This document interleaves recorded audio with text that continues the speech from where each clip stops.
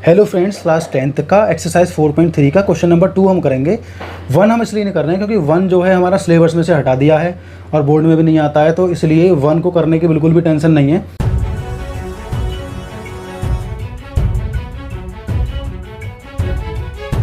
तो क्वेश्चन 1 को हम छोड़ देंगे, क्वेश्चन 2 से हम शुरू करेंगे। Find the root of the quadratic equation give in question 1 above by the applying the quadratic formulas. हमें क्या करना है, हमने अब तक पहले गुणनखंड विधि से मतलब फैक्टराइजेशन मेथड से किए थे, जितने भी रूट्स निकाले थे, लेकिन अभी हमें क्या करना है, क्वाड्रेटिक फार्मूला को यूज करते हुए हमें इसके रूट्स निकालने हैं। क्वाड्रेटिक फार्मूला हमें पता होना चाहिए, द्विघाती समीकरण, उसी से हमें करना है। तो द्विघाती समीकरण जो होता है हमारा होता है x बराबर b प्लस माइनस रूट के अंदर आएगा b की पावर 2 माइनस 4ac और नीचे हमारा आ जाएगा 2a। इस तरीके से हमारा फॉर्मूला बनेगा। तो इस फॉर्मूला को हमें याद रखना ही रखना है। अब आप सोच रहे होंगे इतना बड़ा फॉर्मूला याद रखना पड़ेगा, हम इसे थोड़ा छोटा कर सकते हैं। हम इसे लिख सकते हैं minus b plus minus root d upon 2a।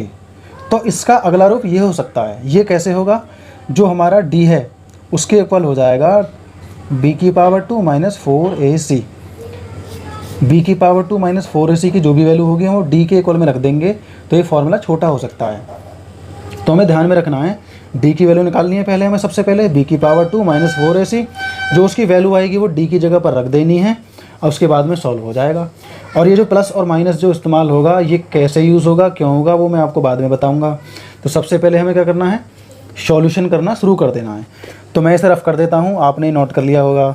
तो हम क्या करेंगे, सबसे पहले पहले पार्ट को हम सॉल्व करेंगे। तो पहले पार्ट में हमें ये देखना है कि a की वैल्यू क्या है, b की वैल्यू क्या है और c की वैल्यू क्या है। क्वाड्रेटिक इक्वेशन की जो हमारी स्टैंडर्ड फॉर्म होती है वो तो आप जानते होंगे, मैं लिख देता हूँ फिर भी। ax की power 2 plus bx plus c बराबर 0, ये हमारी स्टैंडर्ड फॉर्म है। तो स्टैंडर्ड फॉर्म रखने के बाद में हमें क्या करना है, a, b और c इनकी वैल्यूज़ निकालनी है। तो कैसे निकालेंगे, a का मतलब क्या है, x की पावर 2 के साथ वाला, तो क्या है हमारा 2 है। अब हम देखेंगे x के साथ वाला क्या है हमारा, माइनस का 7 है, हमें साइन के समेत रखना है। c टर्म क्या हो गया हमारा, कॉन्स्टेंट टर्म, वो हो गया 3, अचर पद हमारा 3 है। तो a की वैल्यू ये हो गई 2, b की वैल्यू हो गई माइनस का 7 और c की वैल्यू हो गई हमारी 3। अब हम सबसे पहले क्या निकालेंगे, d बराबर b की पावर 2 माइनस 4ac। तो एक और चीज़ याद रखनी है हमें, हमारा b की पावर 2 माइनस 4ac जो होगा वो या तो 0 के बराबर होगा या 0 से बड़ा होगा, 0 से छोटा नहीं होगा। मतलब छोटा मतलब माइनस में नहीं होगा। अगर ये माइनस में होगा तो उसके रूट नहीं निकल सकते। अगर ये माइनस में आता है तो हम यहीं कहीं क्लोज कर देंगे। सबसे पहले जब हम d की वैल्यू निकालेंगे तो d की वैल्यू हमारी 0 से बड़ी होनी चाहिए या 0 के बराबर होनी चाहिए, 0 से छोटी नहीं होनी चाहिए। अगर 0 से छोटी हो जाएगी तो रूट नहीं निकाल पाएंगे, वो क्वेश्चन हमारा वहीं पर कंप्लीट हो जाएगा। तो हम करना शुरू करते हैं। ये तो आप ध्यान रखना कि इसकी जो वैल्यू होगी वो या तो 0 के बराबर होगी या 0 से बड़ी होगी, छोटी नहीं होगी। तो सॉल्यूशन शुरू करते हैं। तो हमारा यहाँ b क्या है, माइनस का 7, माइनस के 7 की पावर 2 माइनस 4 मल्टीप्लाई a क्या है 2 है हमारा और c क्या है 3। अब मैं यहाँ से इसे रफ कर देता हूँ, ये वैल्यूज़ हमें याद रखनी है। यहाँ पर मैं यहाँ लिख देता हूँ a बराबर 2, b बराबर माइनस का 7 और c बराबर हो गया 3। तो अब d की वैल्यू क्या निकलेगी, ये हमारा हो जाएगा 49, 49 हो जाएगा। अगर 7 का स्क्वायर करेंगे तो 4 दूनी 8, 8 या 24, माइनस का 24 हो गया। अब 49 में से 24 को घटा देना है, 9 में से 4 गया 5 बचेगा, 4 में से 2 गया 2 बचेगा, 25 आ गया हमारा। अब हम यहाँ लिखना शुरू करते हैं इसे।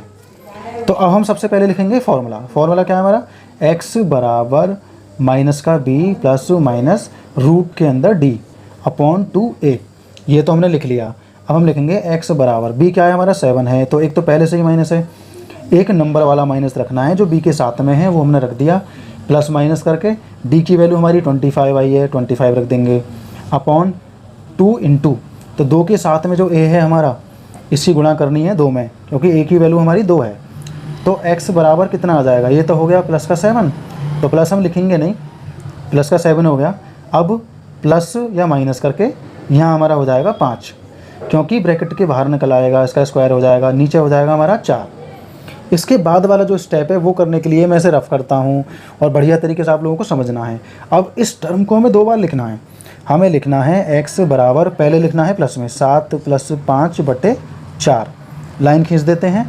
अब दूसरा लिखना है माइनस में 7 माइनस 5 अपॉन 4, इस तरीके से। अब हमें क्या करना है, अब मैं लाइन खींच देता हूँ ताकि कन्फ्यूजन ना हो।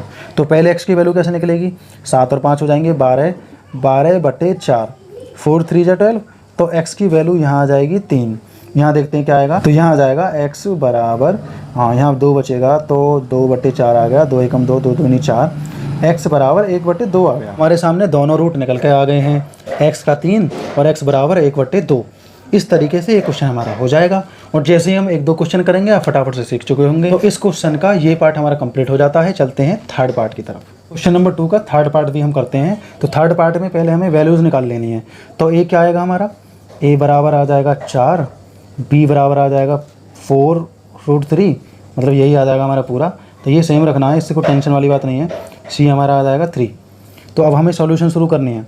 तो सबसे पहले हमें क्या निकालना है, सबसे पहले हमें d निकालना है। तो d कैसे निकालते हैं, b की पावर 2 - 4ac, मतलब ये जो वैल्यू होती है d के बराबर होती है, तो हमें यही निकालनी है। तो d की वैल्यू निकालने के लिए हमें क्या करना होगा, b की वैल्यू लिखनी होगी। b कितना है हमारा, 4 रूट के अंदर 3 आ जाएगा, इसका स्क्वायर, माइनस 4 इंटू a है हमारा 4 और c है हमारा 3। तो अब देखते हैं करते क्या है, 4 हमारा स्क्वायर हो जाएगा 16 हो जाएगा, 3 का रूट जो है वो हट जाएगा, हमारा सिर्फ 3 बचेगा। तो अब हम यहाँ देखते हैं यहाँ क्या आएगा, यहाँ आएगा 16, 16 3 48, ये हो जाएगा हमारा 48, और ये भी 48 - 48 = 0। तो हमारा d क्या आया, 0 आया। अब हम यहाँ पर इसे अप्लाई कर देते हैं। तो हम फॉर्मूला लिखेंगे पहले, x बराबर -b प्लस माइनस रूट के अंदर d आएगा अपॉन 2a। तो अब हमें आसान यहाँ ये है कि हमें b की वैल्यू रखनी है। बस b की वैल्यू क्या है हमारी, माइनस का 4 रूट के अंदर 3 प्लस माइनस में ये पूरा 0 रख दो, क्योंकि जब d की वैल्यू 0 आई है तो हमारा ये पूरा 0 हो जाएगा, अपॉन 2 इंटू, तो a की वैल्यू क्या है हमारी 4 है, इस तरीके से। तो यहाँ क्या आएगा हमारा, यहाँ आप देख पा रहे होंगे कि इस 4 से ये वाला 4 कट सकता है, तो ऊपर आएगा माइनस का √3 अपॉन 2। इतना ही हमारा इसका आंसर है। और मैं आपको बता दूं कि हम इसे प्लस और माइनस में क्यों लिखते हैं, यहाँ प्लस और माइनस में हम क्यों लिखते हैं। तो ये तो आपने उतार लिया होगा, स्क्रीनशॉट ले लेना, मैं यहाँ से रफ कर देता हूँ।